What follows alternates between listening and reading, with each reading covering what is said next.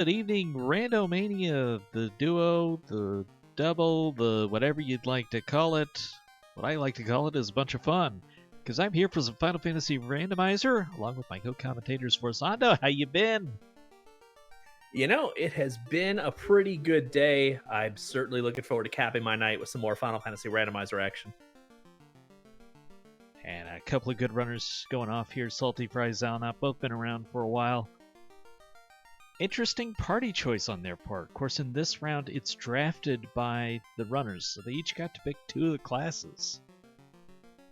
Yeah, it's kind of interesting. The higher score runner gets to pick the first and fourth, whereas the underdog or the lesser is the middle two choices. And so we actually are going to get to see a non-traditional comp here a little bit with double white mage and black belt red mage. No fighter. It's going to make things real interesting.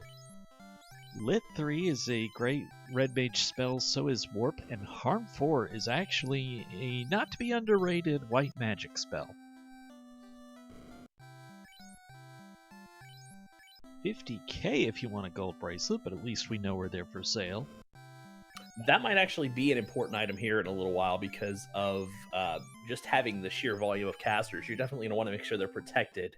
The higher scaling that has come, and that has been kind of a tradition now here in the Randomizer League, is going to allow them to buy those towards the end of the game if they don't find the gold bracelet, opal bracelet, or white shirt already. Well, so far nothing nasty from the imps. That's always a good sign. Also a good sign is really cheap tents, which is great for navigating the overworld.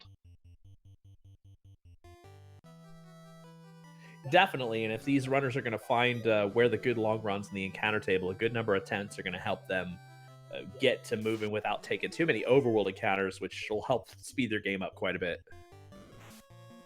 Big thank you to Tyrannex, who stepped in to do the tracking tonight. Always helps when we can pull a full team together.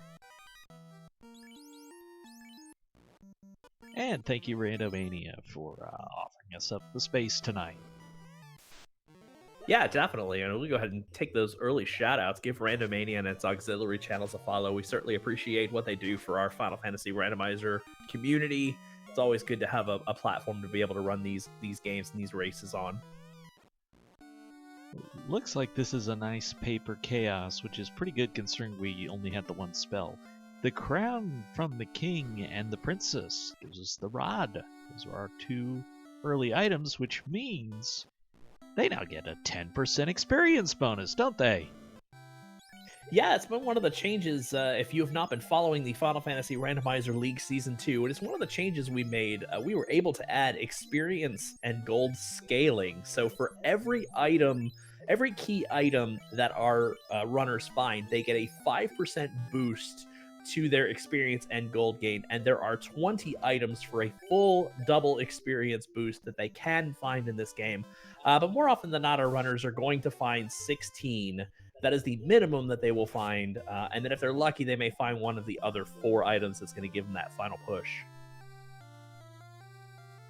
Yeah, with the normal list of the items, basically anything that would give you the fanfare music, that's what you want to think of in terms of giving the bonuses. So often we're not necessarily seeing ship canal anymore. So that's why they may not get all of them. Yeah, so with the number of items and the number of NPC locations, this is a standard NPC shuffle. If you've watched any of the other league races, this is a standard NPC shuffle. It's not the full shuffle where the fetch items are shuffled. The fetch items are going to be vanilla, so the crown will definitely get you the crystal will definitely get you the herb, and the herb will definitely get you the mystic key. But each one of those items will give a 5% boost to golden experience. That is what's kind of nice about getting the crown early.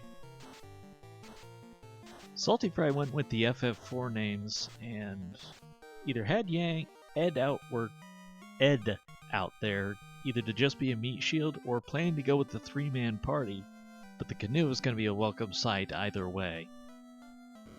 Yeah, because we have double white mage, unless you really find Fade or something like that relatively early, there's really not going to be much of a purpose for 2 white mages, especially if your red mage spells line up pretty good. You already kind of have 1.5 white mages that do the job really good. Having a second one is kind of a liability. They don't do very good at melee, and by and large, they don't do very many active battle things. And so, obviously, we got life 2, which is really great because that's going to be really great for the 3-man comp because all of the white casters, including the red mage, can use life 2. As we see, Xalnop probably could have used the life 2 or 2 there, taking an unfortunate wipe outside Matoya's. Yeah, I also really like the subtle play that Salty made there to check the black mage shop before learning the life 2 on the red mage, because what if there was nuke? You would want that to be the first spell in the list. So it's just a subtlety to make sure that the efficiency is going to be there in menuing for the entire run, instead of just saving the couple seconds of learning life 2 now. Definitely. Hey, did you catch those iguanas with thunder there? That's not giving Xalnop a good passage to Provoca here. Xalnop has certainly seen them. With the flags we have in place now, they are not necessarily going to be as rare as they are in the vanilla game. Things get shuffled around there as well, so you may see the rarer encounter more commonly. Yeah, one of the things I'm actually seeing a little more of than I should is the Mad Pony fight towards the start. I think that's the encounter 8 in the original game, and it's an incredibly low percentage chance to get. I've actually seen it a few more times since we've come up with this encounter shuffle. So Temper was for sale at level 2. That is another good red mage spell to have. Hopefully you get to Chaos, you've got a black belt, you've got a red mage, and you can stack some Tempers on there. And other bosses. And now we're coming up to one of my favorite flags. This is the Confused Old Men flag. So if you remember from the vanilla game, all these men stand in a little circle. Well, now they're a little more confused than they used to be. They just kind of aimlessly wander. And so the location of the original NPC carrier, as we see, it's the slab, that is actually, I believe, randomized. It's a random start location, and they all wander around there. It's one of my favorite flags. You might have to navigate the entire circle, and more than once, just to figure out who's got the item. Salty checking the initial encounters out here around Crescent Lake, or maybe just burning an encounter off. But sometimes that'll be peds, and can be very useful. Yeah, and that's part of kind of knowing and understanding the encounter table from the start. If he knows encounter 2 happens to be pretty long in the overworld, he may end up burning that first encounter a lot just to be able to travel. As that's what it's looking like. It looks like encounter 2 is probably predictable. I don't think it looks like it's that lengthy, but it looks like it's predictable, and that's really the important part. Yeah, not an ideal gap, but having any gap that you can work with is going to be a welcome one, especially when save items are this cheap, so it still makes it viable. There's level 3 Fade. And that's in a red mage spot too, so fortunately that's actually going to aid the 2-man strat, but it doesn't necessarily discount keeping both of your white mages out, but it may make the ideal play the 3-man party, since you're pretty much going to have everything you need, and that extra white mage may very well be dead weight. We'll see. Yeah, I can understand doing a 3-man at this point. I think 2-man, a decision to do that this early would be rough. Speaking of rough, 18k for the floater this early in the game, that's going to take a while to raise those funds.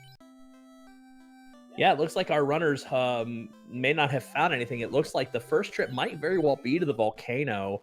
It looks like our runners may very well have everything they need except levels at this point to hit up Fade. If you can get some of those charges, you probably go ahead and take Astos. Probably go ahead and take Astos and see what some of those quests get you. That kind of money for the floater, you are kind of hoping that there are some key quest things. The only downside would be having to walk the crown chain all the way over. I suppose it'd be a gamble if somebody happened to want to go check Marsh for a big item, but I don't see that happening. I'll get the timer up and going here in just a minute.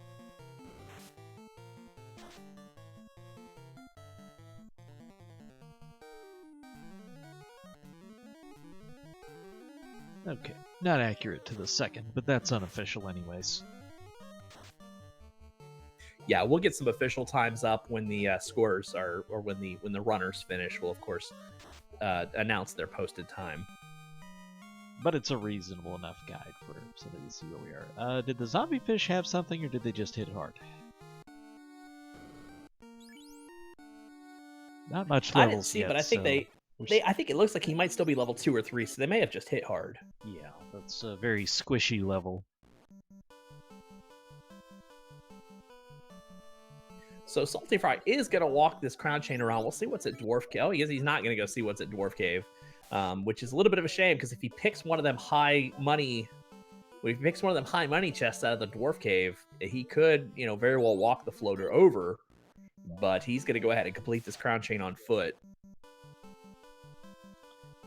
Yeah, there's not that many chests that would have done it, but flying around would have just made such a difference. Yeah, I mean, I guess for the 2 in Dwarf Cave, I would have checked, personally. Because if you pick up, like, the max gold chest, or even if you pick up a heavy item, a really solid item like an opal, or even dragon armor at this point you could sell since you don't have a fighter, if you happen to have picked up one of those that you could sell, it could put you over. You could just run over and get the floater and do all of this.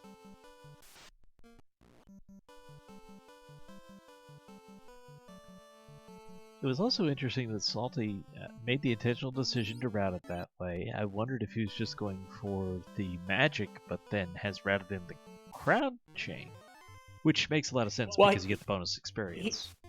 He also knows that encounter 2 is favorable. I would say it's too lengthy, but it's predictable. And I think that's really what he's taking into account when doing this run, is he's probably going to hit a minimal number of encounters on this trip, because he knows where those encounters should happen.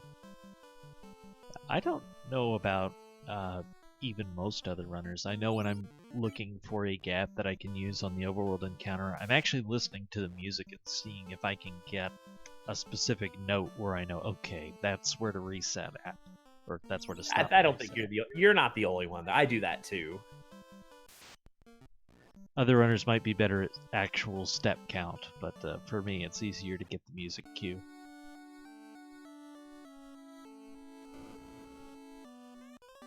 And so we've got Xalnop hitting up the White Magic Shop, finding that level 3 fade. We've got the key coming out, so we're going to see what the first 4 chests here in Elfland Castle are. And then in addition, he's probably going to head to Northwest Castle right away if these don't come up money, to see what 3 chests are in Northwest Castle. But also, thanks to our handy-dandy trap tile shuffle, he's actually going to get a chance to see potentially what hidden trap tiles might be there for a potential to grind his black belt, because he's probably looking for that eye trap tile if he's going to keep that black belt going. The risk of speculating too much, I would wonder if the plan here wouldn't be go on all the way up to Corneria and just wrap everything in there. So you've got the treasury there, you've got the dwarves, and you've got Northwest Castle. That's a lot of places money can be, and right now it's money we need.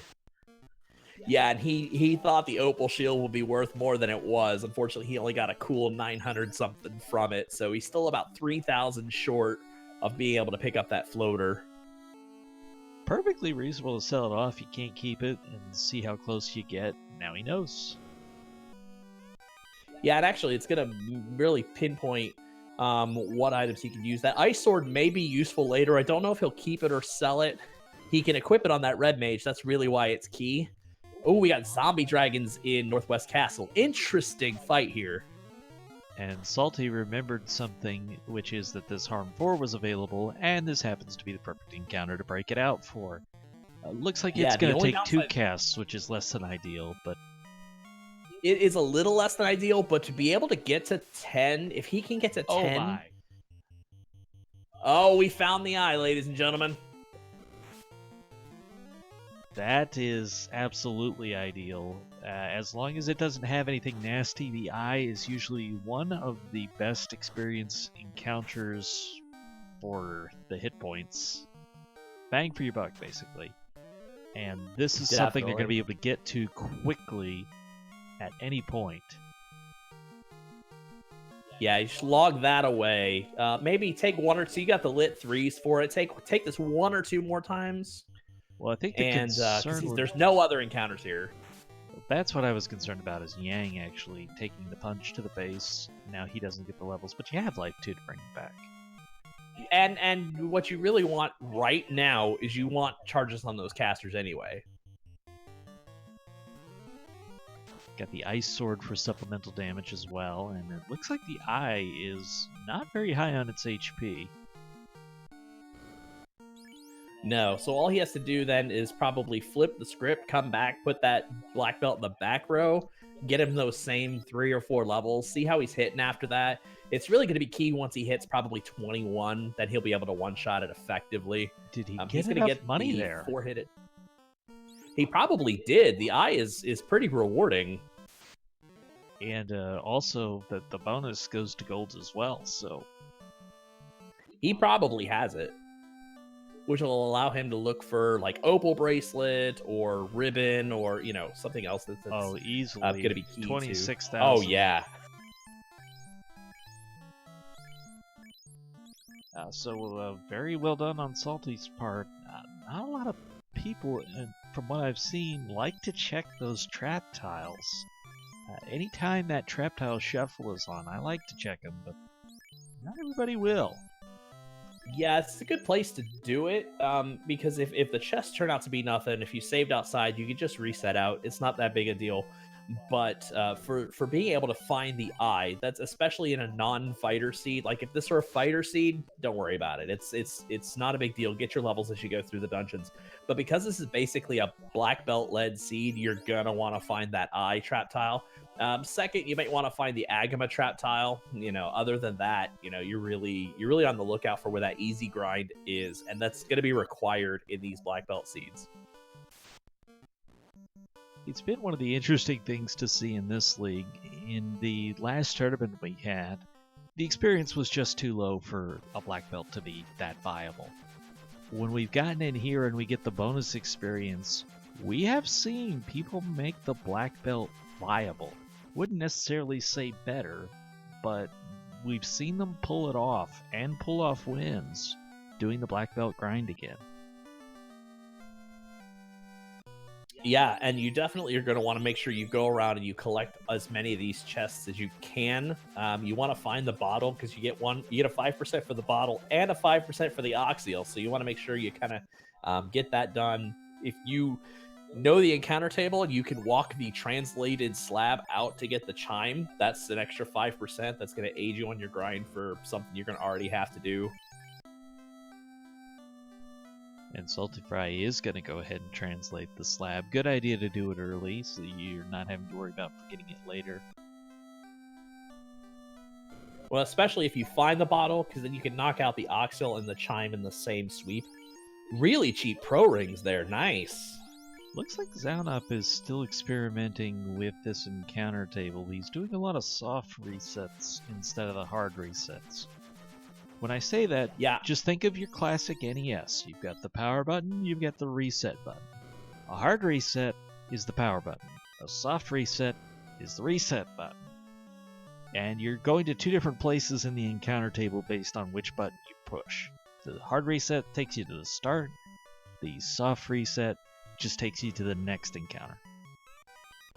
Yeah, and I got to give props to Meridian BC, actually. He told me one of the best ways to view the encounter table is like a predetermined deck of flashcards. There's the power gauntlet. That's really going to help. Also picked up the dragon armor, so bunch of money from that as well. Yeah, it's obviously we don't need a ton, but basically... Well, 3 pro rings right now would be nice. Yeah, basically, your purchases are just about funded for the game with that, I think. So anyway, if you view the encounter table like a deck of flashcards, a predetermined deck of flashcards, the number they draw off the top, you draw the top card, and then you determine whether or not it's a certain threshold. Say in the overworld it's 10. If it's not, then you put it down, face up, and then you pick up the next card. And you do that for every step. And then so when you power cycle the deck, you put the deck back in its original order.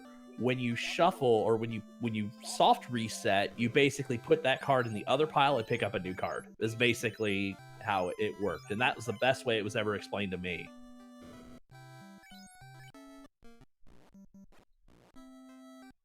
Well, now for Salty, the whole world's available to you. What are you going to do with that? I really like the Castle Ordeals play. You've got some levels on your mages. You've got level 3 Fade. Castle Ordeals is a pretty quick sweep. One of your incentive items is located there. I think overall it's probably one of the best plays if he doesn't want to go ahead and already attempt this black belt grind, which also I wouldn't blame him for, because if he can get through the black belt grind, it's going to make sweeping everything really easy. His initial problem is going to be getting those levels because his black belt doesn't hit very hard currently. So he is going to be concerned with leveling his whole party, which I think the Ordeals play kind of makes sense now. That way the black belt can get some levels freely with the rest of the group. While he takes a look for like mass immune, if he can get mass immune, then the black belt can hit hard regardless of what level it is, and it makes sweeping the eyes really easy. It is definitely a thing that he can equip that Masa and do a lot of damage. We often think of him as fighting barehanded, even basically any time after level 21 for sure. But he'll do more damage with Masa from 21 to, say, at least 32, in my opinion. There's Adamant. There is another 5% bonus. You could also turn it in for an Excalibur if you want more money, but I think we're pretty good on that front after finding that 65k gold. Oh, yeah. One thing you do want to make a note of is really on these black belt seeds with life 2 at 1 or life 2 at 2 and fade at 3, tail really doesn't seem necessary. So it'd be interesting to see where it ends up. That could mean you don't chase it down. The Ice Cave and Ordeals are incentivized, so maybe if we do Ordeals first and find out later that tail must be the ice item, we don't bother with that dungeon. We have a question in chat. Does getting Excalibur give you a 5% bonus on top of Adamant? No, unfortunately it does not. It is actually not one of the it's not one of the coded jingle items that you get. And so the Excalibur itself does not actually reward you with the 5%. So at this point, the only reason to get it would be to sell it for money. Well, Xalnop didn't check the zombie dragon tile, but lo and behold, he finds the eye tile. Well, I mean, at that point, it's kind of 50-50. I mean... 1 and 3. The Well, two sides two are the zombie same, dragons, and the one in the middle is the eye. That's okay. I literally today I learned I didn't realize they were 2 separate tiles. I thought they were all 1 tile. Oh, you didn't know there were 2 encounters in here? I did not. I know that it's images and mummies, isn't it? They are 2 separate tiles. Yeah. But the 2 on the sides are the same. So whatever they roll, which in this case was the zombie dragons, you'd get the zombie dragons in front of the left and right chests. Subtleties like that become a little more important when you've got the randomized or shuffled trap tiles like this. This is one of those places where that can kind of creep up on you. Another one is the Earth Cave, and nobody ever thinks to go check the Hall of Giants, where you've actually got 2 different trap tiles available. Yeah, that one's actually been key in my race with Shadowwalker 227. We found the eye in the Earth Cave, and I think that actually came up in another one-on-one race a couple of days ago. That seems to be one of those favorite spots for eyes to hang out.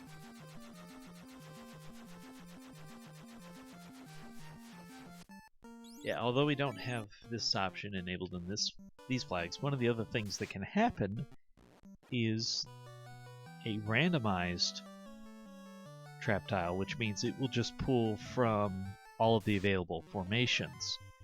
So, in one seed was just the absolute dream. It was 2 to 4 gas dragons, and they were really easy. So that one was a monster of experience for me. Yeah, it's going to be really interesting to see. I'm looking over the stages going forward, and I'm pretty sure stage 5, it looks like, we're going to start introducing random trap tile formations. That's going to get real interesting. You're going to run across tiles and think, oh, this is great, I'm going to get some levels here. 2 trap tiles later, you might find something that just completely dwarfs what you were spending the time on. So this is another fun thing we discovered because of the randomizer. And what did I say about Tail and Ice Cape? I don't know. What did you say about Tail and Ice Cave? That if we found out it was there, we could just ignore the Ice Cape. Well, Salty is going to warp it out. That is, well, see, and I think Salty would actually rather have that defense sword. That's actually a solid pickup that is right next to the tail. While the tail is kind of inconsequential, as a lot of our big spells are front-loaded, the defense sword is actually a huge pickup for a black belt seed, or for black belt based parties.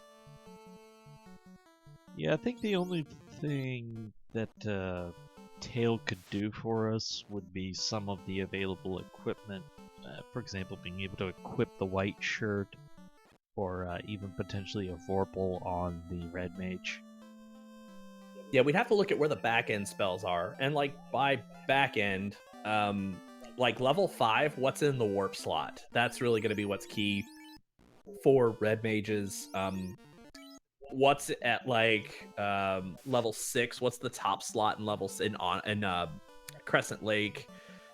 They get the Black Mage spell out of Gaia at level 7.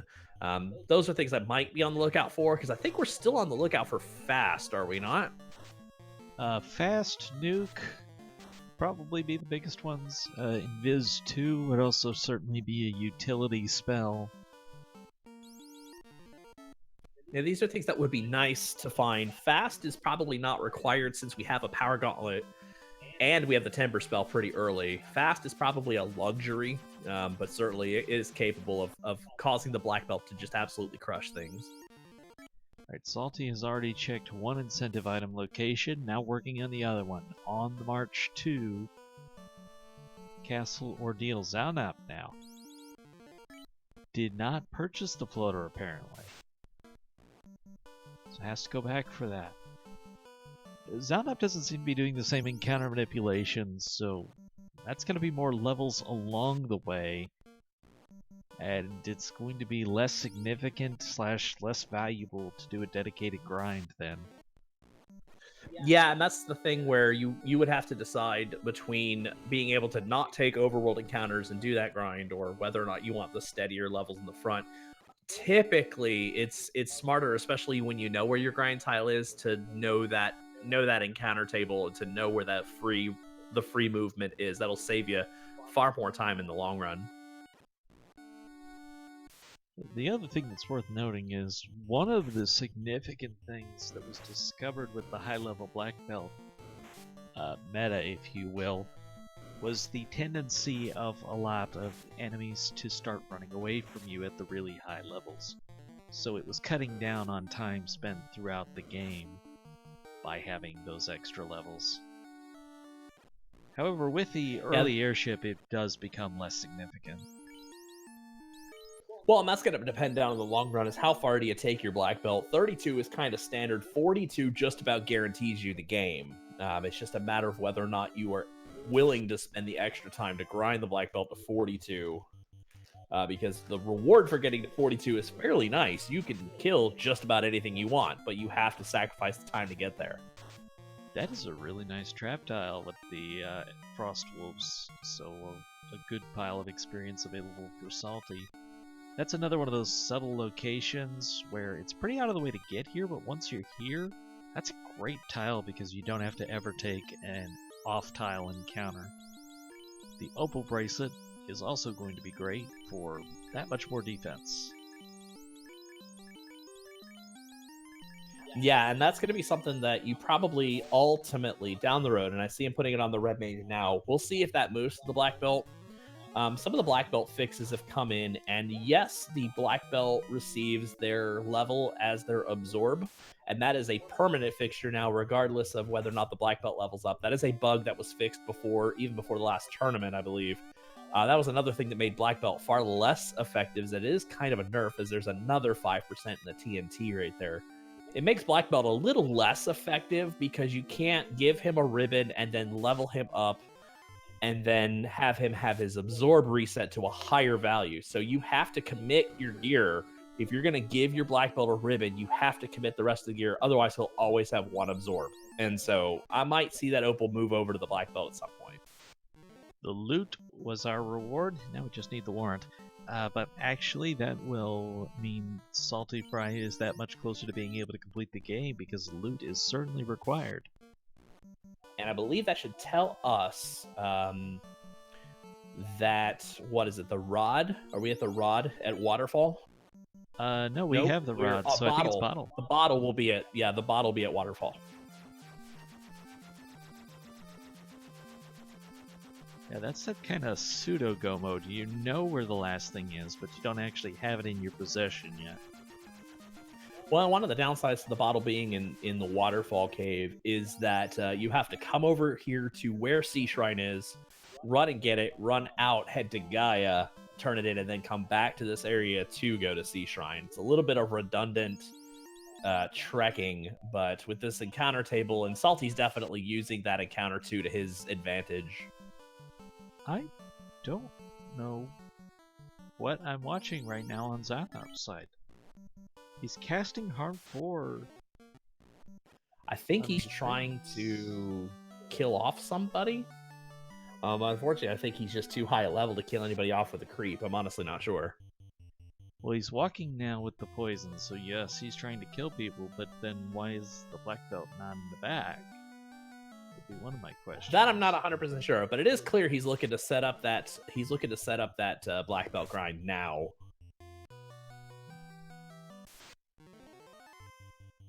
Salty is walking through the waterfall. Place that it's not nice to be without warp or exit, but fortunately we got that level 1 warp, so getting out of here is going to be easy. And no out of bounds bat there. Frost Dragons coming over from the Ice Cave. And Tyrannix pointing out he's going to get all that bonus experience for the eye grind. Yes, in addition to the bonus experience for the eye grind, as that Frost Dragon just absolutely waxed his black belt.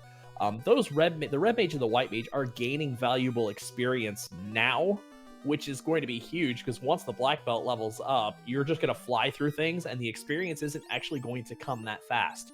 And so you want your two casters to get as many levels as possible. Because once you really get that black belt grind through and through, you're not going to get too many more levels on those mages. Yeah, if you do a grind, the goal is to take as few fights as possible for the rest of the game. You pretty well just want to punch bosses and chew bubblegum. Something like that. Yeah, and that's something that I think Xalnop is gonna experience here soon. I'm not sure if Xalnop realizes there are no encounters in here, or what. He just took a lap around the treasure room. That's actually fine, because you can take the white mages down to 1 hit point, and then they'll just poison out the first round, as long as you don't finish the first round. So you can still make that work.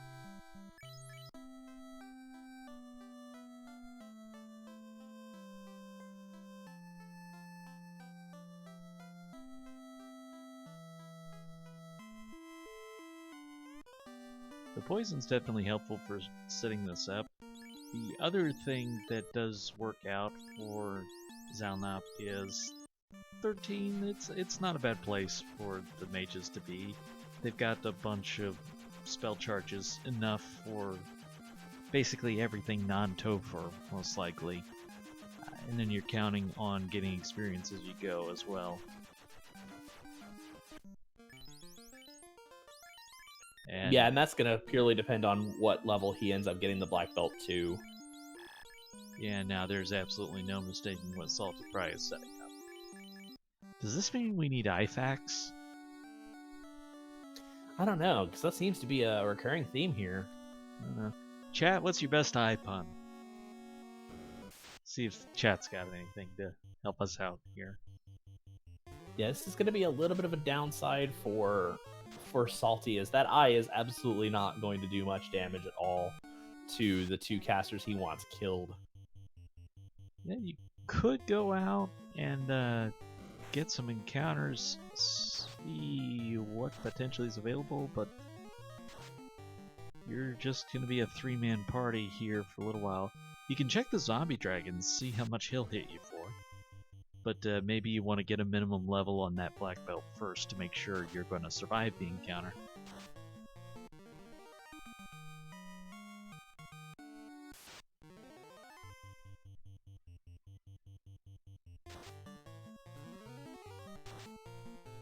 You know, I'd be curious if Salty would switch to the zombie D after a certain point. The getting 2 zombie Ds and being able to one-shot them. Say he gets to 21 or a point where he can one-shot the zombie Ds. Would he make the switch over to the zombie Ds?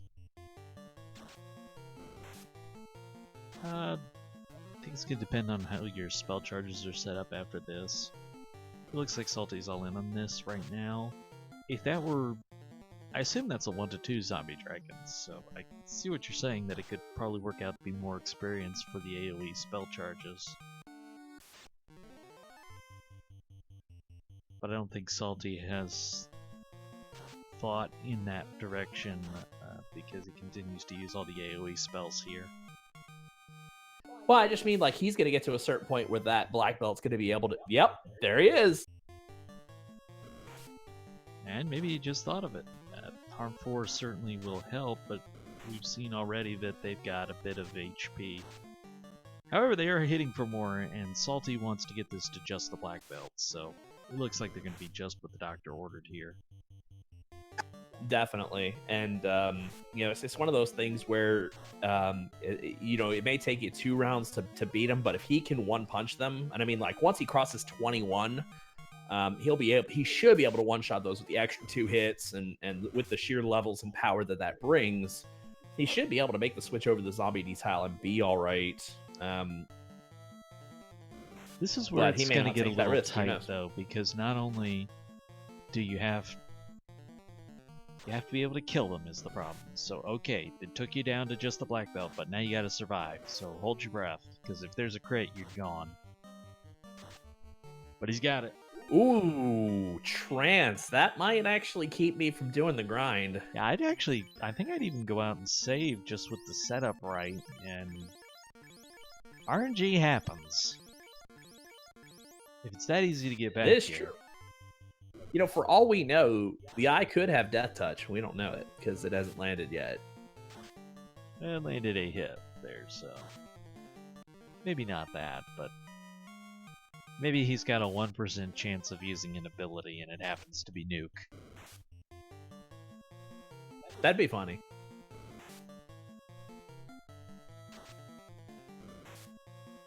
But usually you start to get a feel after a couple battles, you know, that took enough rounds that you've got an idea that he's really just leaning towards melee, even if he's got something else. He's not hitting that hard, so honestly you don't need more than 50 hit points coming into a fight, but still probably tempting to keep it to at least 300. Yeah, and I almost will guarantee you that Salty's probably going to leave before Xalnop does. Partially, it's the nature of the 2-party grind, or the 2-man grind, but also all that extra bonus experience that Salty has through getting all of those items. That's really going to vault him up there really quickly. He's probably getting a level of fight or so at this point. Right now, as we stand, Salty is 3 levels higher.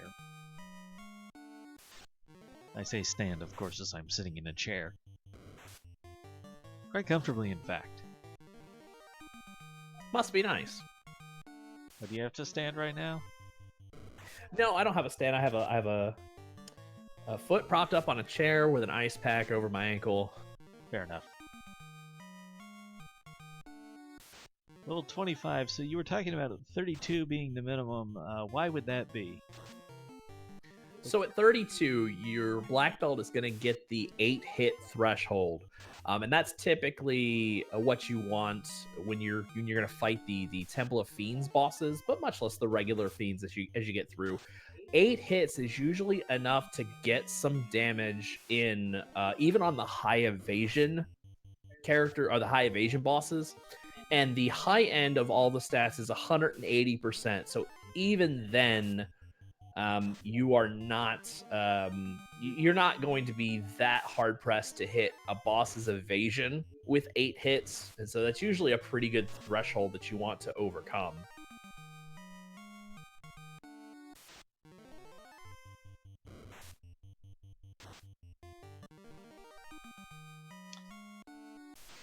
Now, I talked earlier about the morale causing enemies to run away. What we've seen for a lot of that is around the level 40 mark. So that's one of the common targets of a black belt grind, is get to level 40 where stuff will run away, and you know you're going to get 2 levels by the end of the game, even with a full party. Yeah, and that's something that is kind of important, because the red mage and white mage are, I believe, towards the bottom in luck or run rate, basically, and so you want to rely on getting out of certain fights as fast as possible. So on your single mobs, or maybe 1 or 2 mobs, you'll probably punch them out. But on like your seafood party pack and stuff, you may want to rely on them running away from you. So the other interesting thing that comes into play is magic defense. The magic defense of this black belt is going to be pretty good. It looks like Salty is done at 32 though. Gotta go 2-man from 32? No, 3.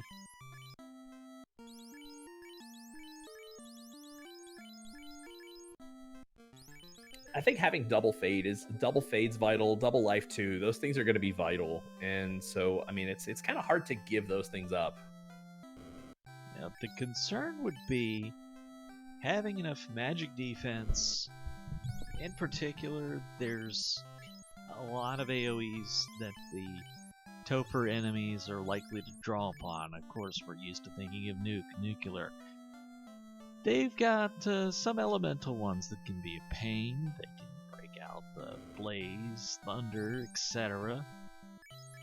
Yeah, there's a ton if you think about it. I mean, fire ice lit 3 is on the list.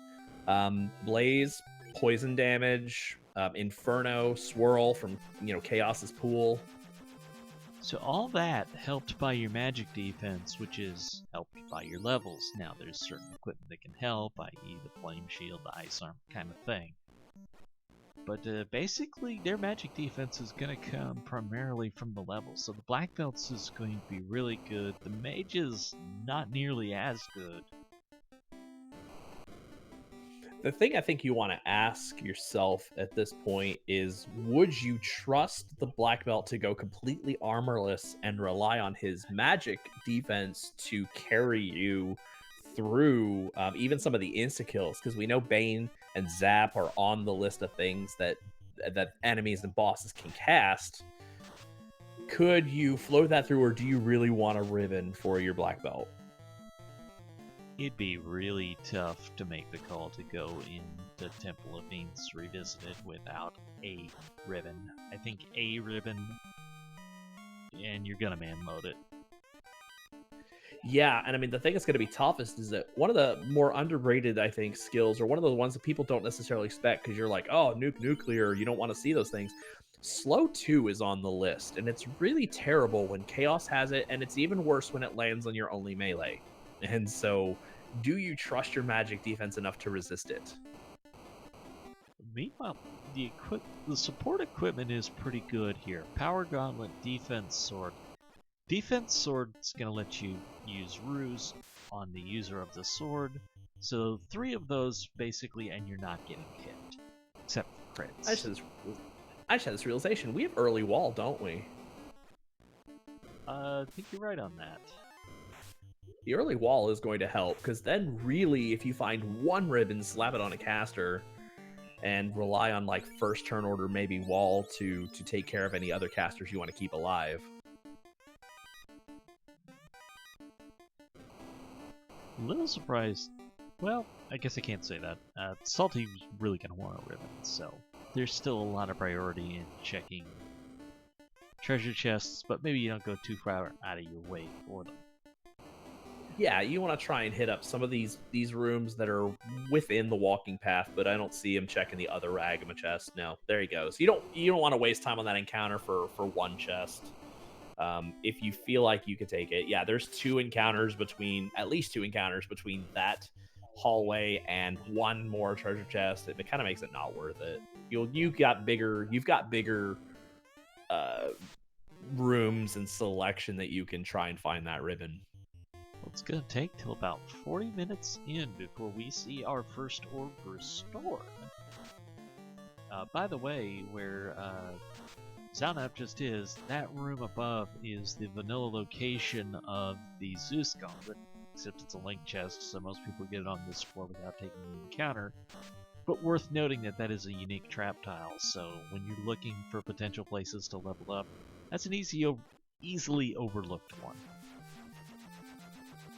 Yeah, I checked it in my match yesterday, and unfortunately it let me down. I think it was the 3 mummy or something like that. So obviously the money has piled up now for SaltyPhry. We found an opal bracelet. I think we found a gold one too. You could easily buy a couple gold bracelets if you still need armor.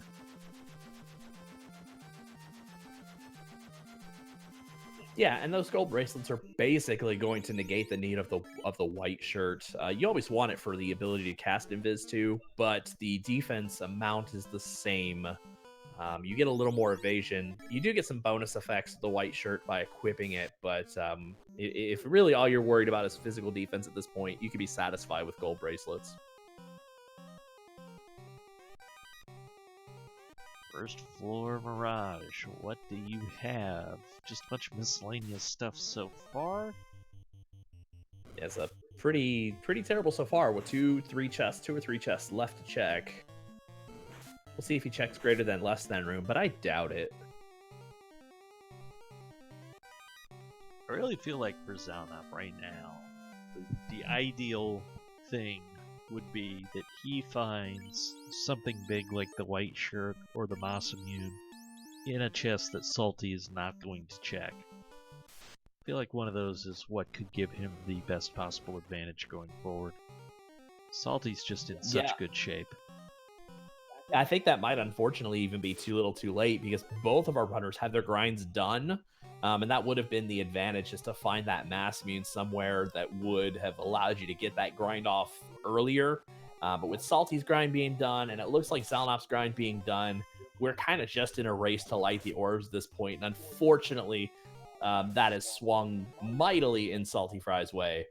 Definitely don't let that discredit. Salty is one of our best runners, and so he's just played a fairly clean and solid game, one that I'd be a little envious of. The other potential swing is just getting a ribbon, but considering there's 3 out there, it's just so likely we're going to find at least one. Well, there is Moss Immune, so there's that. Not a bad find, because you can put that on your red mage, and if you've got two enemies to clear, you might be more likely to sweep as opposed to run away, because aside from the black belt's levels, again, the red mage and white mage have pretty poor run rates, so you may be more inclined to take 2 enemy fights, but it looks like he's skipping that one. Let's also put the Masa on the white mage. I is a random encounter here for a couple of floors, so occasionally you can get a nice chunk of experience just walking around.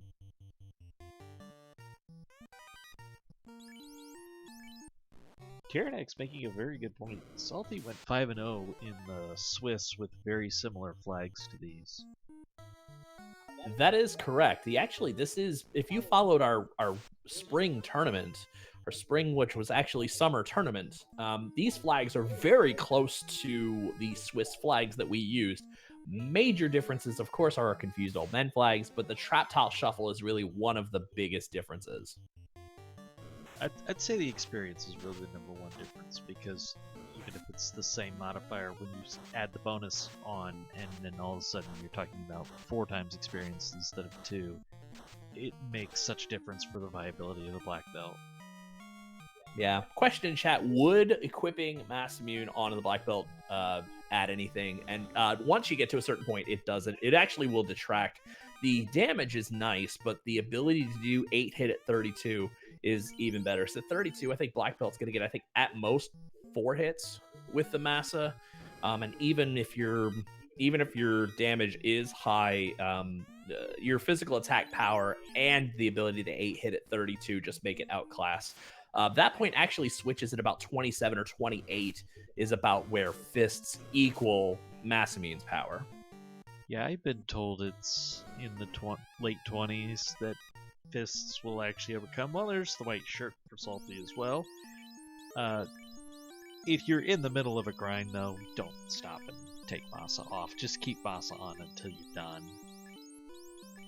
Yeah, I mean, you pretty much don't need to do that amount of menuing, and if you're getting the job done with Masa, you're just going to do an even better job of pounding your enemy into pulp.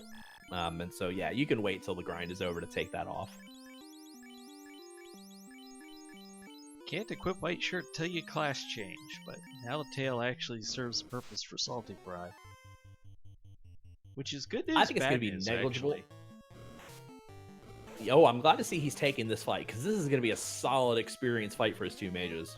I still think it's 6 of one, half dozen of another to take the tail. Yeah, equipping the white shirt would be nice, but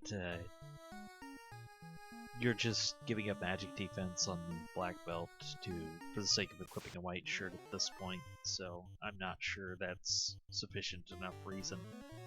Because you're still going to gain levels for this black belt. We've done the biggest chunk of it, but if you're going to gain 4 more levels, do you want 20 magic defense, or do you want 10?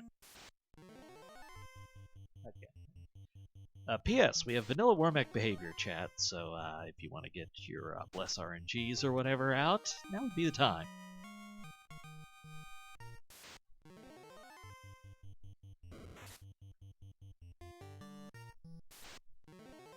Lots of encounters on the bridge. Oh, airs have squint! Isn't that fun with no ribbon? Yeah, the Bridge of Destiny, I think, is at least double the threshold of the highest encounter rate that you would normally see. And I think the highest encounter rate you would normally see is the air floor in Temple of Fiends Revisited. Its threshold is, I think, 12, if you remember your flashcards from earlier. I think 12 or 13. I think it's 12. The Bridge of Destiny's flashcard number is 24, and that is rough out of the airs. Blizzard, 2 of those would have definitely eliminated the mages, and Black Belt's only way could have been saved is with those extra levels.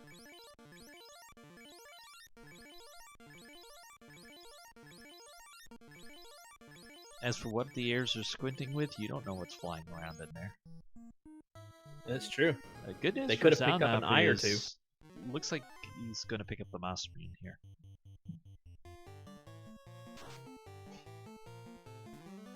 So we're taking our first look at Tiamat. Ooh, it looks like Tiamat has pretty high absorb. That was 8 for 117 with crits. Non-trivial hits. That Tiamat just chunked him. Kinda would have liked the Cure 3 out of that red mage there. Make sure that Tiamat has come to play. Make sure we're not letting the black belt get down.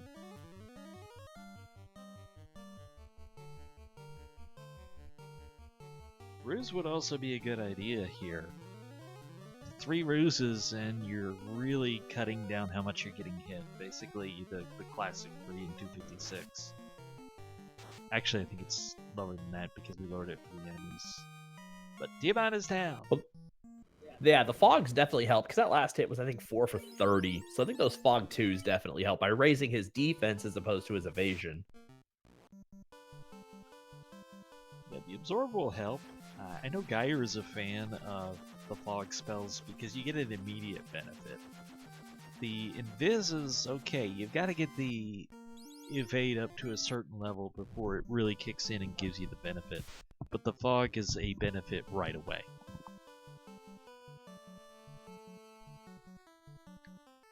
Unless they're not hitting you, and if they weren't hitting you, you wouldn't be casting fog. Well, and it becomes a little more difficult when you've got something with tentacles that hits for 8 to 10 times. To say Kraken 2 is a different story is the understatement of the game. Yeah, I mean, the more chances you have to get hit, the more likely you are to be hit until you get the max evasion stacks up. Getting those fogs up definitely reduces the amount of damage right away. SaltyPhry on dungeon number 3. While Xalnop continues to explore the Sky Castle, still need a runner. Having located a ribbon, something we very much want to see if we're going into Temple of Fiends Revisited. We have found, of course, all of the required items to be able to complete the game, but we do not have the 4 orbs restored. Salty has picked up 2 of those. Xalnop's still working on the first. The good news is, the rest should come in pretty quick order after this.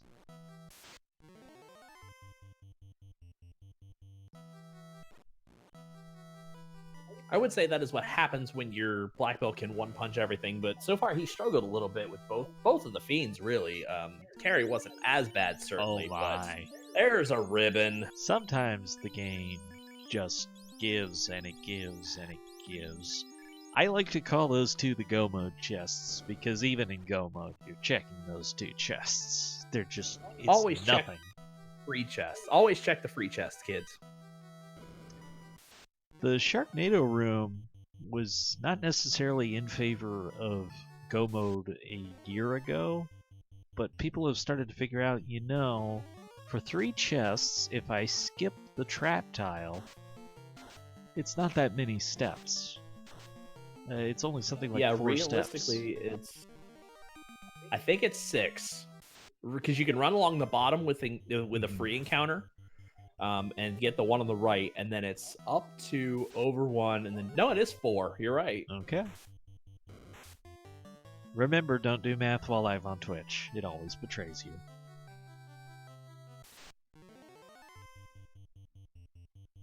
You got a better chance with random guessing than you do trying to figure out the math. Alright, so the showdown is coming for SaltyPhry versus Kraken 1. Kraken 1 doesn't always get respected, but can still hit pretty hard. We certainly saw Tiamat hit pretty hard.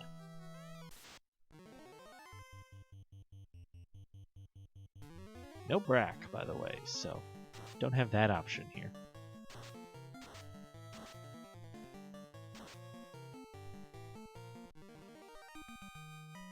And goodbye, Kraken 1. That is orb number 3 for Salty.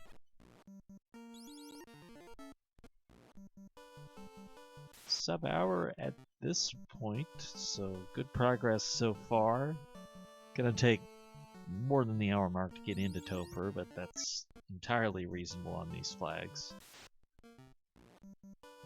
Well, and I think that the black belt grind really does have to factor into the time, whereas the first 2 stages, we hadn't been that concerned with black belt. Getting into Topher, 55 minutes or sub-hour, what have you, was pretty normal. Now that you have to factor a black belt grind into some of these races, though not all, that definitely ups your time a little bit. I'm expecting SaltyPhry to enter Temple of Fiends probably, I'll say 103, give or take. That sounds pretty reasonable. I'm not sure the status of the shopping, though. You want to go in there with maxed heals, especially because you're very likely to lose one or both of these mages. Yeah, and it's going to matter how many encounters he ends up getting here in the Earth Cave. I usually factor probably about 5 minutes or so to waltz through a dungeon like this.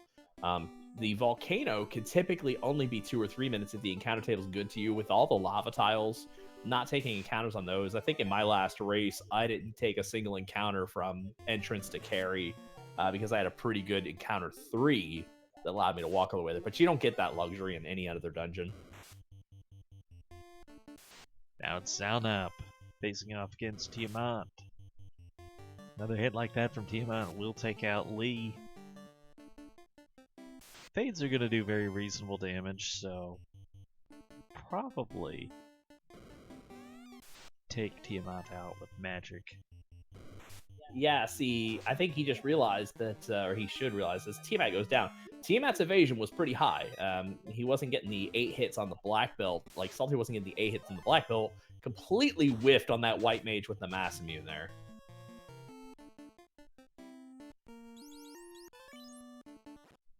I think the white mage he attacked with was actually barehanded. It's the red mage who's got Masa. You are correct about that. I could have swore I saw something other than standard fist color coming out, but sometimes the frames betray me. On Salty's side, is using the Masa on the white mage because the red mage has ice sword, so now everybody has some weapon available. Black belt just needs And we fists. see Xalnop made some stakes there. My props to Xalnop for enjoying a good steak during the run. Total waste of your time, not worth it. And was it the Tyro or the shell I'm that wondering. turned his black belt to stone? It definitely looks like the black belt got sick as a result of the steaks, which doesn't normally happen, folks. Make sure your food is handled properly before cooking all your steaks. That's also interesting because we're not walking around with a lot of softs, so you need to make a dedicated trip, probably, to purchase them. And your best bet with that is Canaria because it's forced there. There's only going to be only one other item shop that sells softs. So if you don't remember where it is, it's always going to be here in Canaria. One of the things I want to point out is thanks to one of our developers, I honestly don't know which one, but now you can buy 10 items from the caravan vendor. That's definitely a more recent change, and they just keep adding these quality of life things, so it's nice to be able to pick up heals in tens there, because you might not be able to, for example, in Anrak, wanting to go into Sea Shrine with max heals. Yeah, so one of the other things that it provides a benefit for is that for items that there are only 2 of in the game, like softs or tents, there's actually only 2 locations for tents. If one of those locations was caravan, it stinks to buy them one at a time. And so thankfully the devs made it to where you can buy 10 from the caravan vendor and life is good again. Yeah, and I guess Xalnop is now coming back to Canaria for just that reason. Some runners, myself, definitely on that list, who will play pretty conservative, you'll try and walk away from Canaria with a soft or 2 in the bank. You know, if you need more than that, you probably have bigger problems anyways. Yeah, the big question is you never really know what has like stone poison or stone touch. Stone touch, I believe, doesn't care about your ribbon. If I remember right, or at least Death Touch I know doesn't care about your ribbon. Meanwhile, we do have Salty into Temple of Fiends Revisited. Got the double Jamira fight, which is a lot of experience, since we've been commenting on what fights are good experience throughout. Yeah, you kind of hope to get, if you want experience, you hope to get the 4 Gas Dragon fight with a low amount of hit points on them. The 2 mages are 23, which is really nice to have at this point, because you really want something that you could survive a nuke or nuclear, and that's going to increase your likelihood as you get over like 21 or so. Yeah, more HP, more magic defense. It's double benefit to help you out. Yeah, you don't want to overdo it because, of course, speed is kind of the key. But under this flag set, with the way the experience scaling works, you can snowball pretty heavily by the time you hit some of those final dungeons. If this weren't a black belt seed, but rather a fighter seed, you could definitely see more encounters taken in Mirage Sky, because those just reward a ton of experience when you get all your items. Now, also for Salty, there's no way he's getting to 42 by the end of this. There's just not enough fights, not enough experience that he's going to take.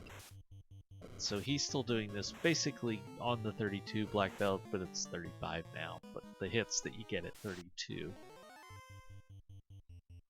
Yeah, so the next threshold is 42, and that's when you get 10 hits. And it's really debatable whether or not you need all 10 hits. If the percentages get above 250%, you really like that 10 hits, because that means evasion can get up to the what we call the soft cap, basically, of 240. Maximum is 255, and it used to be that way before the kind of soft caps were enabled. It's not quite the word I want to use, but let's just go with it. Just a brief glimpse of Out of Bounds Bat over on Xalnop's side. Hellbound's bad, just chilling down there. And Lich, 2, no respect. So to your point, the evade of our final 3 fiends in particular could get pretty crazy if you're looking at the older version of the randomizers. And we've still got a bunch of those videos out there on YouTube if you want to look into any of it. There have been some instances of Kraken and Tiamat and Chaos where you just could not hit them. It was crits only. So it was lowered a bit so that we wouldn't be forced to black belts as the only way to complete the game. Back when they valued the trash cap, Vorpal Sword, back when they valued that particular object for its critical capabilities, back when it actually did serve one purpose.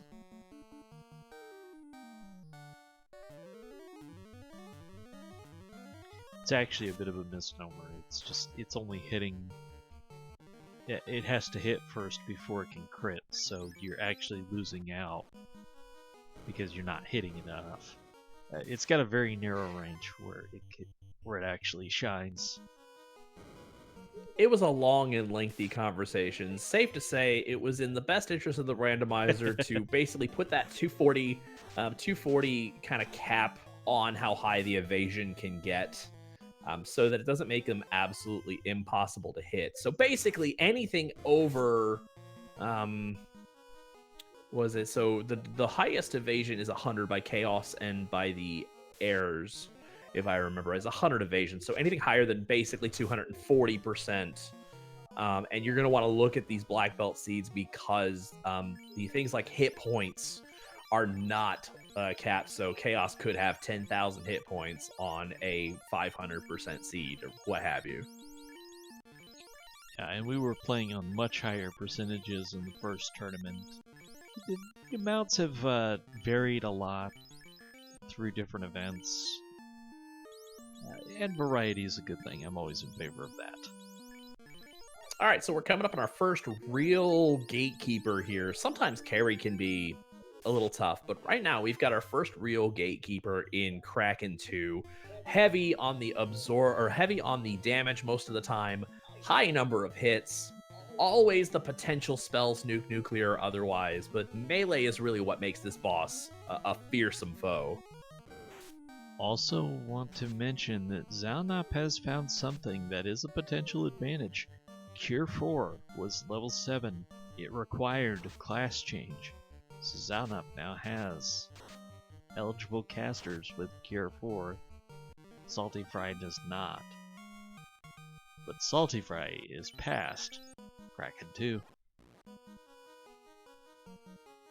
Yeah, fairly sizable chunk on that. The one white mage he resurrected, that white mage did their job, basically eat the first hit, and then he went into caster mode. So that really, I think, saved SaltyPhry for some later misery. So now we're getting that ribbon moved over to the black belt. This just in case anything wonky comes out. You definitely want to be able to cast life if something were to go wrong in one of these fights.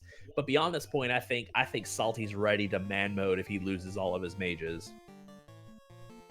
Using the wall on the red mage, which is very reasonable. In that back row, with all 4 members, they're technically even chance to hit the last 2, or at least close enough for government work. But when you drop it down to 3, it'll get a lot less likely. Yeah, it's something to do with the way that it recalculates. If it hits a dead space, it recalculates and increases the chance to hit the bottom 2. And so you don't ever always want to see that. You want to try and minimize that risk. But Tiamat's a big wild card because the HP can be really high. In this flag set, it can get up to 20. 2,000 or so, give or take. As Tiamat goes down, you never really know how hard they can hit, because sometimes they hit like Kraken 2, and sometimes they don't. And whether or not they're packing 3 nuclears or otherwise, that can be difficult as well. As we encounter the Squint Blizzard Airs again. Yeah, that was a hold your breath moment. So here's good news, bad news. You pushed through all the Fiends Revisited pretty easily.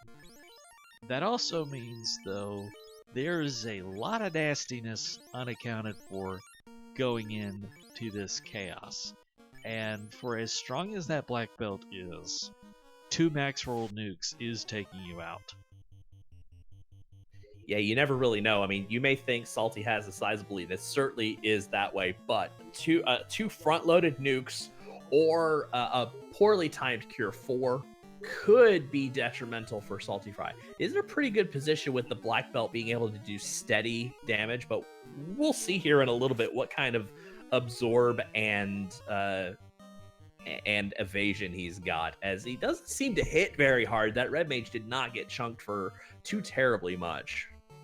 Meanwhile, Xalnop is pushing through the Sea Shrine. It should very shortly get that first ribbon. Only ribbon we found in this seed was in this second chest.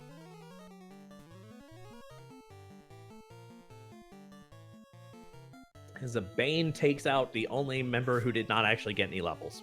So, nearly inconsequential there. Yeah, lowest levels, lowest magic defense inherently, so nothing to resist it with. A 1093 chunk. 1 or 2 more of those, and this should be over. Yeah, hard to imagine Chaos would live through another 1k hit. As a rub comes out, that's not quite the hit I expected, but... Well, that's crits for you. Yeah, you definitely need some crits there, it looks like. There's nuke number 1.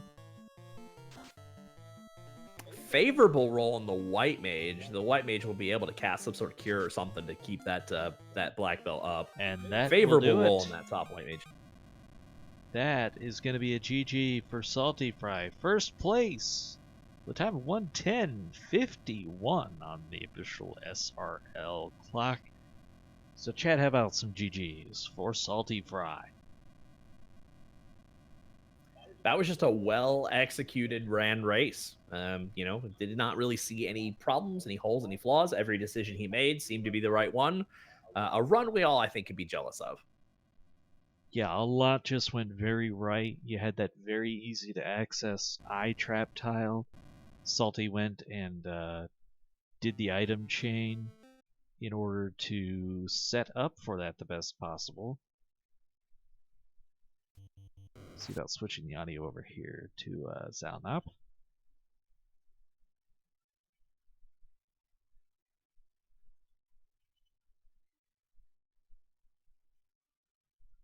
If it'll cooperate. Yeah, you know what? That was a fairly straightforward race. I mean, it's just in general, not just SaltyPhry's execution, but I mean, we really didn't see a whole lot of shenanigans. Yeah, just the one nuke out of chaos. If we didn't have that high level black belt, that could have been a really interesting chaos. He was actually pretty high on the HP though.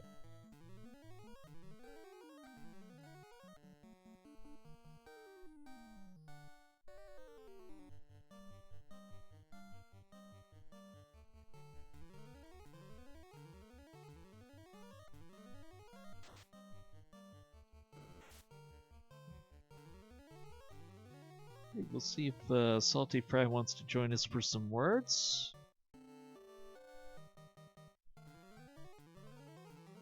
It does, so should have Salty in here shortly.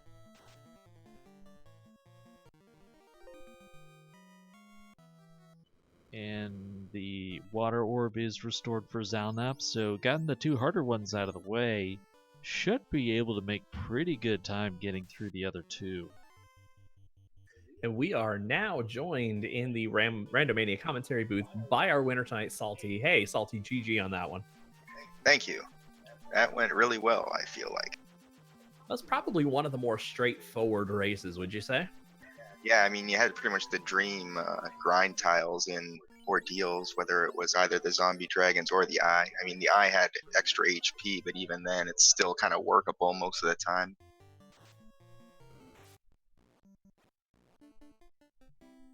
Yeah, aside from that, I don't remember running into that many bad spells or anything like that on top of that.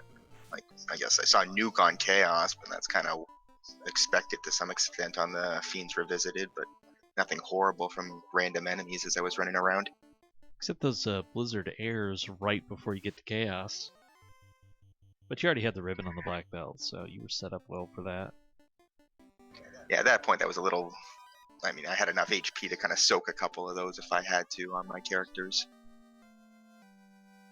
Yeah, that ribbon was really nice. Like, I was fully prepared to make a dive into TOFR without one if I didn't find one. But I was really, really hoping I did find one, because, I mean, anytime you go in there without one, you're always dreading to see Bane, Zap, or Crack, because, I mean, next thing you know, it doesn't matter how much HP you have, down you can go with those spells.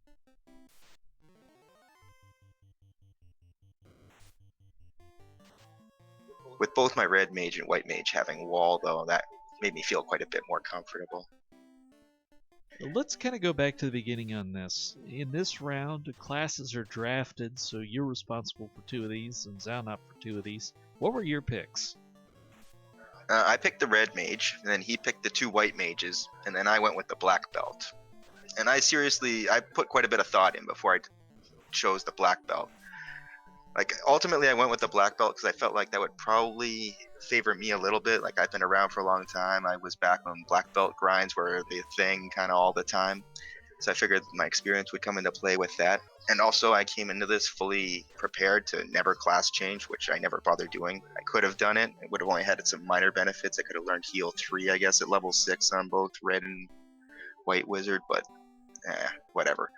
But like, I came into this fully prepared, like not having to class change. And that's ultimately why I picked the black belt, is because I figured there would be absolutely no reason for that. And I figured if, say, the tails in ordeals or ice, and it just happens to be my last dungeon, there's no reason for me to go in and do that. I never would in that situation. We did end up seeing Cure 4 at level 7, but obviously you didn't need it.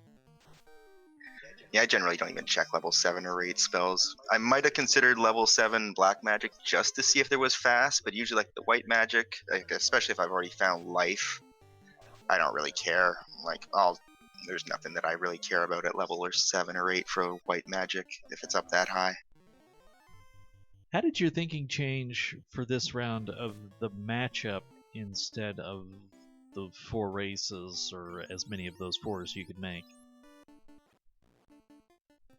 Well, in those, there's definitely the go for it. Like if you're trying to get a good score, I really find you got to go for it. Like, I kind of struggled a little more in the first week because I kind of had to adapt to that whole strategy. My scores were a little lower. That was being a little too conservative. And I found in the second week I did a little better. I got a little more the hang of, I just got to go for this. I can't waste time leveling too much. I got to get the levels I need and just go and take my chance. If I fail, so be it. You got a couple more chances later on in the week, hopefully. And hopefully you just find 1 or 2 good races throughout the week in those ones. And this one, you're kind of hoping for something a little more consistent. So I was hoping with the high level black belt, like, you could get up those levels. And once you're at 32, you're usually pretty good, especially with this. With these percentages, I mean, with only 180, you can only run into so much. So with a 32 black belt, that seems pretty good. I saw some people going to 42 the other night. I honestly think that's a little excessive for these flags. Like, you kind of just destroy everything at that point. No, it's like I can feel you judging me right now. Well, it is what it is. Like, everyone you're can do their own absolutely right. thing. But like, with these percentages, like, it does feel a little much. Like, I stopped at 32, and I probably could have stopped a little before that, because I ended up getting another 4 or 5 levels on top of that at that point in time. But really, once you get that 6th hit, and like the black belt's really doing his real damage at that point in time, like, if I had fast, it would have been even better. And for the most part, the fiends do tend to just fall over even at that point in time. If every once in a while I'll run into one that won't, but for the most part, you're pretty good. Yeah, no, you're absolutely right about the 32 versus 42. 42 is more that extra insurance, but you went and basically tried to get all the items you could before you even started your grind, and that was advantageous because you really did not spend that long grinding at all. Well, I found that fight immediately, and I'm like, all right, I'm coming back here, but like, I might as well run around, get all these key items, and get the extra experience bonus as well before that, and see if I was hoping maybe I could find a Mazimune to just toss on the black belt for the time being to make that go even better, because I realized right off the bat, I'm like, oh, this eye's got more than 200 HP. That's not exactly ideal, but still, it's the eye. As long as it doesn't have any horrible spells, it tends to fall over and tends to do no damage to you, which is another bonus because you never have to heal either. Xalnop now, I liked your facing decision. off against Lich 1, trying to restore his 3rd orb. Yeah, Salty, I liked your decision to suicide into the zombie dragons. That was definitely a good call on getting some levels and then going right over to the tile that you knew was going to allow you to kill off the other two members of your party that you didn't want to get that much experience for. That almost didn't work, though. I almost ended up getting killed. My black belt ended up almost dying as well there. I had a couple close calls there, and also on carry. I didn't mean to go into that fight without healing. I was stopping to think about something, I don't remember what, and I accidentally pushed A instead of start and started the fight, but luckily I got through that regardless. Carrie had some nastiness, didn't she? Well, I think if I had just healed up my mages, because they were at like 60 HP, so whatever she had first, it was enough to one-shot them at that point in time. Yeah, I think she I think had it was Blaze or something like that. Yeah, something like that, which was enough to finish them off after running through the lava all the way down there. Tiamat one was a little interesting too. It kind of chunked you pretty good and had high evasion. Yeah, that kind of caught me off guard a little bit. Like, I usually don't expect the first versions of the Fiends to be too bad, especially with the level 32 black belt at that point in time. You usually just expect to go in there and smack them. Like, I'm pretty sure for the first round, I think I just held A because I had the mass immune on the white mage still at that point in time. And I figure, I'll just hold A, everyone can melee, and I figure in 2 rounds she'll probably be dead. And then next thing I know, she takes half my black belt's health down, and they're barely hitting for anything. I'm like, well, I better switch this up a little bit. Looking ahead, is there anything in particular you're looking forward to in the next stage? I did some practices of the next stage a while back, and it's actually quite interesting. I mean, not having to go kill the vampire in order to get Sarda's item, and having to kill Lich in order to get the Sage's item. So it definitely requires some different thinking and a bit of adapting. So I think we'll definitely see some longer seeds in the just over 1 hour as we've been seeing. So maybe it could be a little more conducive to a little more of a grind, I guess, somewhere along the way. We'll see what happens. I don't know. I'll have to put some more practice in now that this stage is completely over and I don't have to worry about it. Yeah, to make you guys aware of the difference between stage, say, 2 and 4, because 3 follows a little bit of a different format. The incentivized locations changed, but a lot of the format's the same until we talk about this like one-on-one. Next round, we're going to get back into our mass races, and so we basically have turned off the early Sarda and early Sage flags. And like Salty said, you have to basically kill the vampire and the Lich to have access to those 2 items. So you've got to kind of hope you find the rod somewhere other than what's behind those, at least behind the early Sarda item. Because certainly the game can troll you and put something important behind killing the vampire or killing Lich. And it's just going to be interesting to see how our runners kind of route that. The 4 classes have also already been decided, as Xalnop is doing some last-minute shopping before going into Temple of Fiends or Visited here. The comp is going to be Fighter, Thief, Black Mage, White Mage. Fairly straightforward party that we're going to see in the next round, so... Salty, any secrets, any tips you want to let out about how you're going to work your party? I'm not really too sure yet. We'll have to see. I usually don't go too much with the white and black mage combo. I'm more of a red mage type person. I like the durability of the red mage generally, so the squishy mages will take a little getting used to for me, so we'll see what happens with that. All right, well, thank you, Salty, and again, GG to you on a fine performance tonight. Thanks very much. Xalnop begins the dive into Temple of Fiends Revisited. The levels aren't quite the same as they were for SaltyPhry. Worth noting, we got a glimpse of it. Xalnop actually has over 100 heal potions now, which is one of my subtle favorite things that can happen now. Oh hey, Gas Dragons with Fire 3. Yeah. Oh. Yeah, if you manage to buy 99 heal potions and then find one in the chest somewhere, it will up your count to A0, which is basically 100. Yeah, I don't know if there's a theoretical max now or not, but I just know it's fun to see the A number. Well, I guess we would need somebody who is an expert with the contents of the treasures to weigh in on how many heal potions exist in the treasure chests, because then you got to figure it's 99 plus whatever that value is, and that would be your maximum. Theoretical maximum, anyways. I mean, hey, one of those could be in Temple of Fiends Revisited, and you're never going to see it.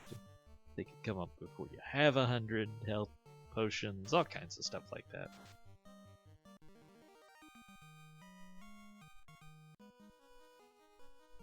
So I'm kind of taking for granted that Xalnop has the 32 black belt at this point, because I figured if he didn't, he would go get that before coming in.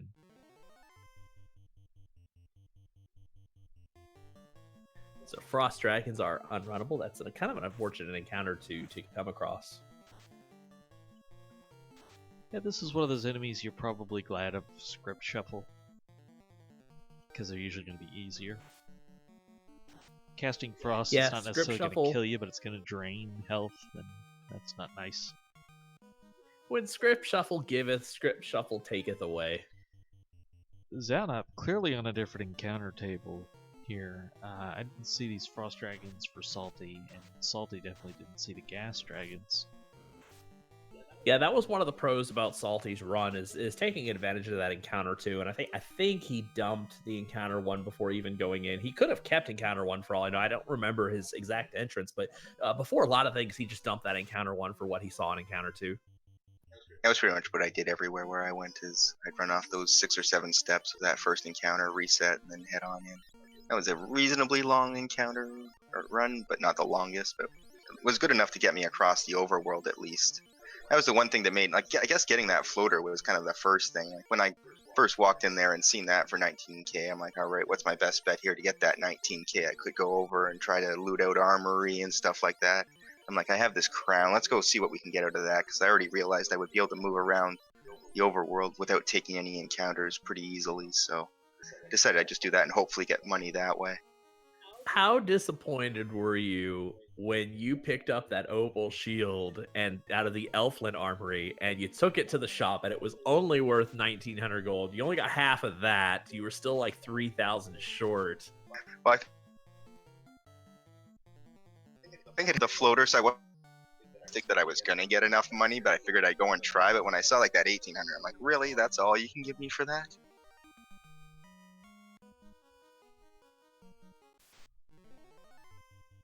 So I was really hoping I could get it there and then fly around to go check all the other chests rather than have to just walk to them. But yeah, at least I guess I went to Port or Northwest Castle and just used grinded a couple of times to get the money there instead, which worked out well as well. Yeah, because that got you basically to, I think, 12 on your 2 casters. Your black belt died, but you didn't really care about that at that point. It got your 2 casters to 12 and got you fairly sizable over the top amount of gold.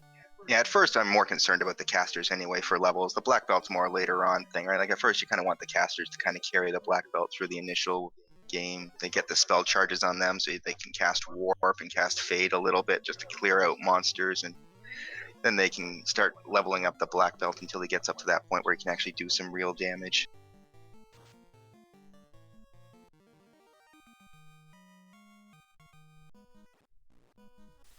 And real quick, gonna say another thank you to Tyrannex, who was feeling not 100% tonight. Apparently that's going around. And stuck it out for us to be our tracker tonight. Greatly appreciated. Yeah, pro job, dude. I know he can't hear us right now unless he's actually watching the Randomania feed, but props, dude. Thanks for doing that. Well, I'll give a big thanks to everyone involved in this for getting it together last minute. I know this was supposed to be done 3 hours ago, but I had some work issues today, and everyone came together and got it restreamed together last minute. So thanks a lot for everyone for helping me out on that. Oh, happy to. Sforzando and I don't think we've done a match together this league, have we? Did we do the first one? We did the first one. Did we? Did we do opening night? Okay. It's just, we did so many in the last league that it's like, yeah, it feels weird we haven't done a bunch of them in this one. No, it's always a pleasure to be able to commentate, because I think we feel like we're a couple of old men just chewing the fat about one of our favorite games. It's hard not to have fun when you're doing this. And hope everybody watching is having as much fun as we are. Xalnop's hopefully about to have a Yes. bunch of fun punching Carrie in the face. Maybe after defending for a round. Is sometimes you want to take some of those precautions against Carry 2. I know I've had some seeds where I've had some bad luck with Carry 2. Carry 2 is not really traditionally known as a gatekeeper, but every so often... But usually in Carrie's case, it's more an instance of death from spells.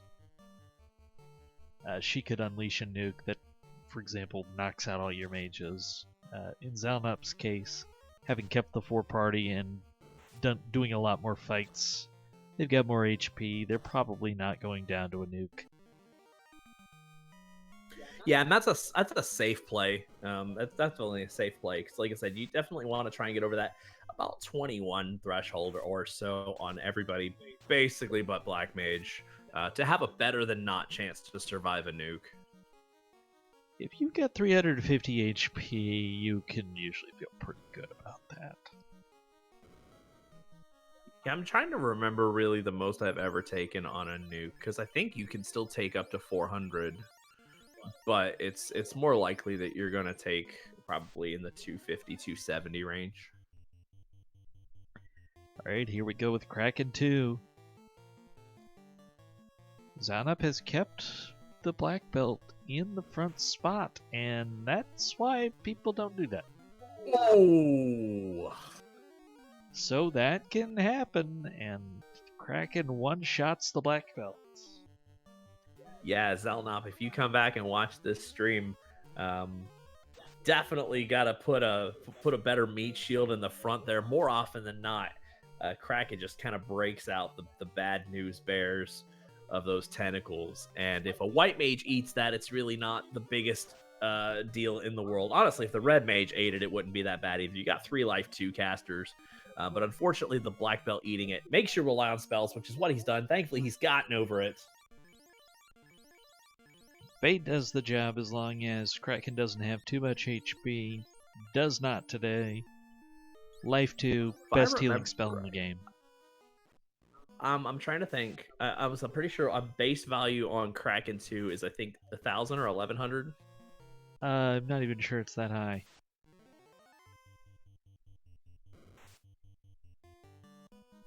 Well, you know, because we're not doing math on Twitch, just take their default HP value, double it, and then kind of shave a couple points off. And that's the maximum possible hit points Kraken 2 can have.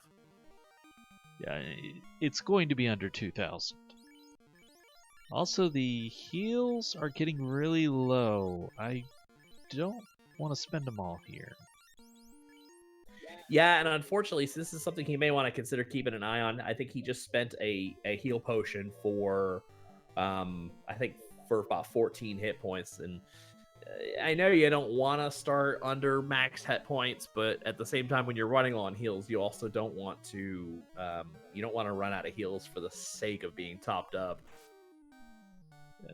Generally, what I advise when it comes to heals, or I'll say what I practice personally, I want no less than 20 for a black belt. Meaning, I'm thinking, okay, I get through this fight with just my black belt for whatever circumstances, whatever reason. I need to heal this black belt to full for chaos. So if I have 20, that's 600 HP, which is probably going to do it. Yeah, and the other downside is you never know what's on the other side of Tiamat, because you have like 15 or so steps to the stairs, and one of the toughest, as Crack comes out to no avail, one of the toughest fights is probably the Zombie D Wizard Mummy fight. That one can hit you really, really hard. In this seed, the Airs is not a pleasurable fight to get. Well, this fight going on longer, we're starting to see what was in that skill list, so there was Blizzard coming out. And generally speaking, you can expect one encounter, I would say, on average, after Tiamat. It's not going to be that way in every really seed, but... Yeah, it really is just going to depend on how well you know the encounter table and whether or not. But yeah, you probably could expect one encounter after Tiamat. And that's probably about a good number. And any more than that, and you're just unlucky. Yeah, it also, I say that because I'm very much a proponent of heal as soon as you finish with Tiamat, because there is no guarantee you're not getting an encounter on the next step. Also, Chad did math, so we don't have to, so apparently the max was around 1600 HP, and Bane is a little bit more damaging for Xalnop than it was for SaltyPhry. Yeah, he lost one more white mage than SaltyPhry did. But the white mage he lost was just the Dan anyways. Yeah, and see, unfortunately, at this point, Xalnop's looking at potentially a chaos that hits hard. He's got that black belt in the top slot. Luckily, evasion's working out for him there a little bit. He's got Masa as well, in a position where he can do some good. Not sure if it's as much. Well, I'm pretty sure it's not as much good as Fade. I guess it can crit for more, but Fade's probably going to be more reliable if you've got the charges. I'd want to see him raise the black belt's hit points a little bit. We still got that lingering nuke. Well, Xalnop hasn't seen it, but you haven't seen it at all, so you kind of want to be prepared for that possibility.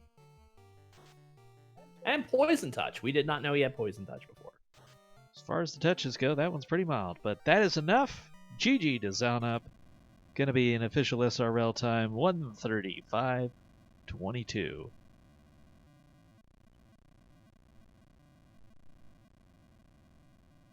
Yeah, it's definitely get those GGs out in chat. It's always good to see when both runners finish. I've not been on the other side of that this week. Certainly, it's always good to see both runners finish in a good time. And so definitely get your GGs out for Xalnop. We'll try and get him in here, effort him a little bit, see if he has any comments about this seed and how he played it.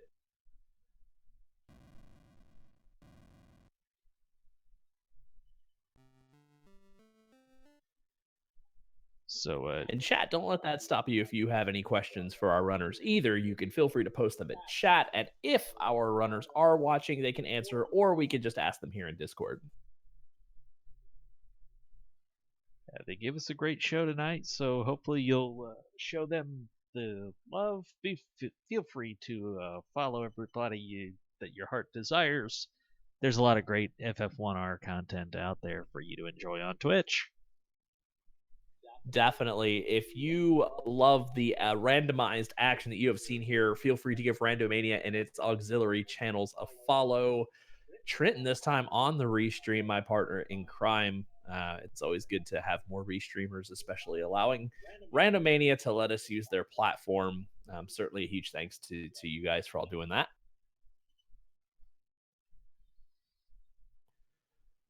SaltyPhry, I know, runs a lot of like Z3R and a bunch of other randomized stuff. So feel free to give Salty and Xalnop follows as well if you like the random content that you see. Trenton also is a free enterprise runner. If you like seeing some free enterprise Final Fantasy IV, definitely give Trenton a follow. I've been doing that. Also throwing some Chrono Trigger glitchless in. You've been up to some Super Metroid. Yeah, I finally cracked sub 60 on any percent. It's been pretty nice. Well, I haven't heard back from Xalnop, so oh, there he is. Okay. I was starting to wonder. GG, Xalnop. GG. Well, you got through that one. Yeah, I got through it. Well, Bane may have been bad, but just to help you feel a little bit better, Chaos had nuke. Oh, fantastic. Well, I'm glad he didn't nuke when my black belt was half dead, so that would have been bad. So I asked this question more or less of Salty. I'll ask it of you. How did you adjust / feel about the matchup aspect versus the best of 4 races for a round? Well, I wasn't expecting to play SaltyPhry originally, and then I got drafted into Team FriendMech because they had a team member kind of drop out of the league. So I got drafted into Team FriendMech, and then like I'm suddenly like, I guess, ranked best on their team, and so I'm facing the like one of the best players in the randomizer. So I was worried, and I ran a practice seed and I won the practice seed, but I won it with a pretty similar time to this, a 125. And you just have to hope that the seed falls the way that you're used to it a little bit, and that you find good stuff fast, and hope that the RNG goes better for you than your opponent. Really, I mean, it's very similar in regards to the 40-person races. You still have to play better than your opponents. So, and today I did not do that. So I gotta ask you, why 2 white mages? Well, I like Life 2 a lot. And I like Cure 4, and I like having access to those spells. And I don't know. I think I'm better running white mages than I am a lot of other classes. And most of the races I have won have been like crazy multiple white mage parties. Like the very first race I ever won was 1 red mage, 3 white mages, and the practice race I won was black belt thief, 2 white mages, because I ran as something as similar as I could to this party when I did my practice race. So it's just a party. It's just a class that I tend to win more with. I think if it were able to track all those stats, I think you would see that I win more often with white mages in my party than other things. So We're gonna wind this down. Any of the thoughts tonight, Xalnop? not really. It was a good race. The encounter table gave me a lot of problems, and the number of unrunnables gave me some problems. But other than that, like I definitely made some mistakes and could have done better in certain places. But overall, I think it was like that's about as good a race as I can do. So, I tried my best, and GG. Congrats to SaltyPhry.